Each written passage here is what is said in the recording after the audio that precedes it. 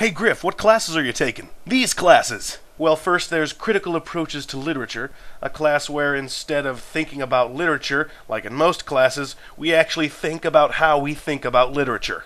It's a very meta class, and I like meta stuff, in case I haven't made that increasingly obvious, so I'm hoping that unique flair doesn't wear off in like 2 weeks and I'm just stuck in a class I hate. Next, we have 2 composition courses. The first is Creative Nonfiction Writing, and the second is Intermediate Poetry Writing. The former is a class about making up something fun to say about something that isn't made up, a disconnection I'm going to have to get used to as a fiction writer. The latter is about writing poetry intermediately, writing poetry that doesn't have anything extreme to say one way or the other. My other 2 classes are highfalutin seminar classes, where I and a bunch of other people who like to pretend they're really smart get together in a room and pretend we're really smart. I would talk about them here, but not sure you plebeians would understand.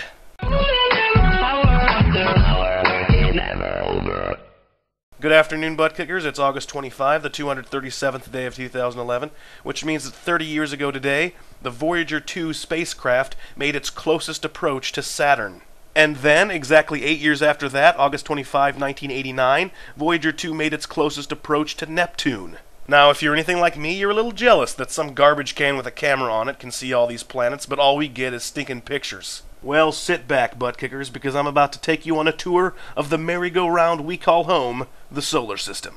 We start our tour like one would start a pancake, in the center.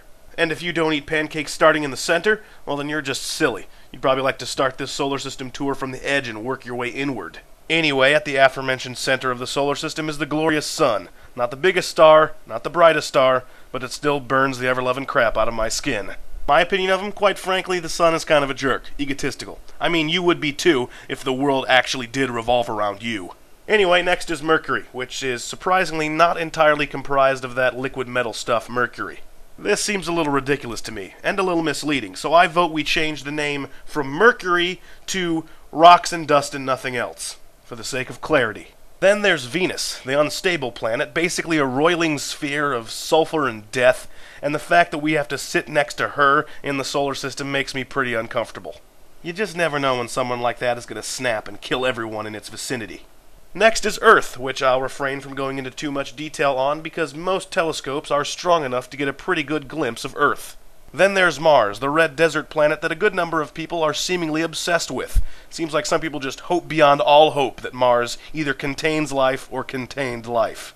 Heading further away, we run into the asteroid belt, presumably there so the solar system's pants don't fall down, and then we'll hit Jupiter. He's the big man on campus. Large, triumphant, frankly better than you, but if you're tired of his sanctimony, just make fun of his giant zit.